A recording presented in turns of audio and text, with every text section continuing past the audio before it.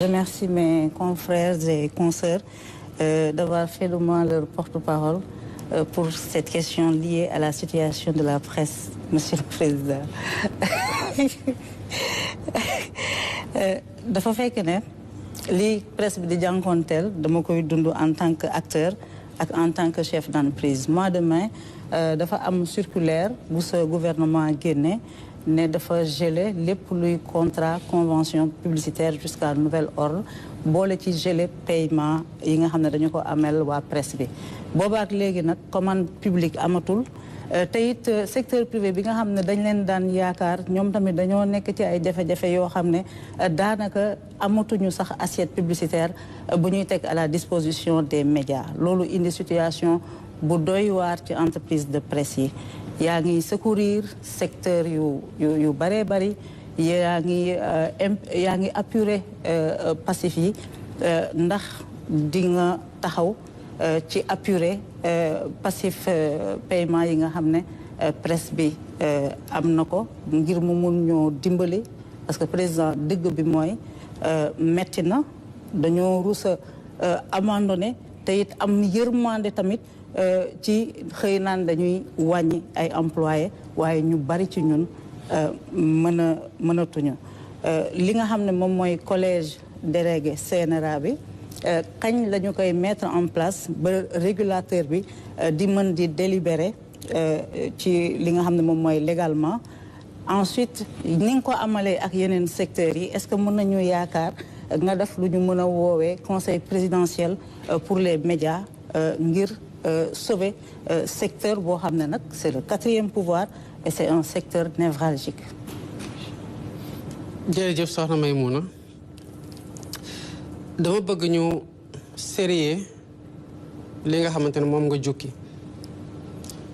bi ma yegsee dama fekk c'est comme toutes les autres conventions et accords parce que ñi doon dem dañu bàyyi ba xam ne dem sës na ñuy door a yéwén maye ba maye lu ñu moomu signé ba signé luy lor Sénégal bokkoon na ci baal presse dette fiscale mosuma ci d'accord ci bi may campagne électorale laa wax ne d'accorduma ci buñ ko defee su Wade d'accorduma ci woon buñ ko defee première fois su Macky d'accorduma ci woon bi ma ñëwee fekk ko fi soreegul maa ko taxawal parce que d'accorduma ci man d'accorduma mu am secteur boo xam ne à force ñu koy baal ay impôts mu jàpp ne que moom dafa war a persister dans la fraude fiscale te ñu ànd ci ak yërmande ju bari soxna Maïmouna ku jël fay ay salaire tënk te impôt ci salaire yi wala nga jël de la TVA muy li nguur gi moom yow xëy na salarié bi ñëw ci sa entreprise mu ngi jël taxi wala mu jël car rapide yow bu mu la fa fekkee ngay DG wala nga nekk beneen DG wala responsable yaa ngi dawal sa oto bu baax am nga kër amul kër nga téye salaire dara ci salaire am ne lii dama koy jox nguur gi téye ko loolu ça ne s'appelle ni moins ni plus que détournement de deniers publics. Code général des impôts su ma juumul parce que gëj naa xool fiscalité article 686 687 ne loolu ku ko def directeur général des impôts et de domaines dafa war a porter plainte te bu ñu la porter plainte le mandat de dépôt est obligatoire ñun waxuñu kenn mu porter plainte ba tey mais ñooñu ñu porter wul plainte pourtant qui sont en infraction ñu xam ko ñoom ñu xam ko ñoo jóg ne ils portent le combat jàpp ne parce qu'ils ont le micro qu'ils peuvent me mettre la pression man kenn mënuma def benn pression parce que fi ma toog nii sant yàlla alhamdulilah rabbil alamin c'est un immense honneur et un immense privilège j'ai juste envie de servir le temps bi ma yàlla natal fii waaye bu weesoo loolu gëma dema ci yàlla ci ni ma ko téyee ba tax ma war a def la naka sudul noonu wala sama sago di ci rëcc ci leneen c'est ni vis-à-vis de la presse ni vis-à-vis de l'opposition ni vis-à-vis de quelconque groupe social que ce soit bu presse bi amee problème tamit am na lu doon am amatul c'est pas dirigé que contre la presse dama jàpp ne que mooy li ma doon wax sànq ci sama wax les questions des corporatistes doivent d'abord trouver solution au niveau des ministères. Mais au nom de quoi problème am na ci presse mi nañ dem ci présidence de la République régler ji ko fa parce que yàgg nañ ko fa régler ñu leen di bale ay milliards et milliards. Il y a des gens dans la corporation yoo xamante ne seen arriéré de paiement fiscal c'est ay milliards lañ. ñu ne nañu dem ci président bu ñu demee et cetera bu ngeen ñëwoon ci man tamit dama leen di wax ne loi mayu moom a baale impôt da ngeen di ñibbiwaat. Par contre bu ngeen demee ci seen ministère waxtaan ak ñoom dem ci ministère des finances waxtaan ak ñoom bu amee blocage le niveau primatorial mën na nekk un niveau d'arbitrage sama niveau mën na nekk un niveau d'arbitrage. Même au niveau conseil des ministres bi mooy wax na nañ ministre waxtaan ñu recevoir leen c'était pas lié à une pression quelconque. C'est le sens des responsabilités par rapport aux emplois et aux entreprises qu'il faut sauver. Kese. Mais c'est pas par rapport à une pression qui a été mise sur moi. Amul. Ceci étant dit, ni nga waxee ni privé bi dafa am problème ba joxeetuñu publicité mais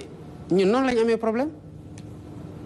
bu ñu ñëwee dañu ne il faut qu'on rationalise c'est pas que les publicités lan moo doon xew ñëpp gis nañ convention yi nga xamante ne jot na génn ci biir presse bi ñan lañ ko doon jox demul sax ci ñu mu war a dem ci ay saagakat la doon dem ñëpp ñoo xamante ne ils étaient patentés pour wax lu bon ci Pastef ak président Ousmane Sonko du parti mais en fait ñooñu lañ doon jox ay convention yéen waa presse bi yéen a toog defal seen bopp seen assise ne dañoo war a assainir la presse sénégalais yi de façon générale il faut que ñu xam ñaar la presse y compris il y a pas de réforme sans douleur jubanti mooy plat bi ngeen commandé mooy plat bi ngeen di gis nii plat bu weex xat la nit ñi mënuñoo bëgg changement nañu changer te képp ku ñu wax na changer nga bañ mais naka la ñuy changer si les gens ne veulent pas changer payons tous nos impôts suñu responsabilité la ñi ci doon góorgóorlu nañu gën a góorgóorlu ñi ci dul woon góorgóorlu nañu gën a góorgóorlu maintenant quand un problème survient ce que j'ai pas aimé dans l'attitude de la presse te naa la ko wax tamit mu leer tey mooy automatiquement ngeen jàpp ne que vous devez court-circuiter tout le monde y compris le ministre le premier ministre dem palais toog ak président de la République réglé ji ko fa jël seeni photo comme ça se faisait loolu laa bañ beneen bi mooy vous êtes fautif parce que les redressements ont été consacrés les procédures closes vous auriez dû payer et il y avait ce que la loi dit mooy contrainte ji lañ leen di teg ak li nga xamante ne bëgguñu fa woon dem ba foofu par responsabilité et mansuétude am na loo xamante ne nag bu amee yéen a am dëgg d'abord balaa may wax ci loolu je reviens sur les publicités bu ñu gisee ne que ay DG fi nekkoon di signer comme bon leur semble ay contrat de publicité selon que presse bi def leen di xalamal ou pas wala mu leen di saagal seen adversaire